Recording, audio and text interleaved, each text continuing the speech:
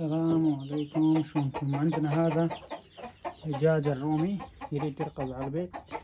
جبنا البيوت الدجاجة الفرعونية أو الدجاج أنا نسميه فرعوني، ما أدري أنتم شو تسموه، وحبش.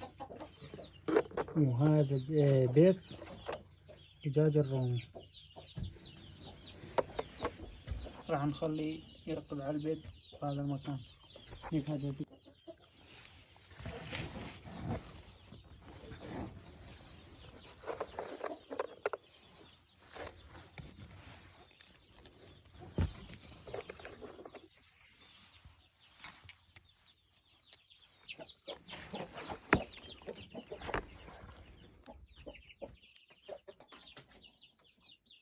شوف هذا الدجاجة، شوف كتاكيت، عندها كتاكيت.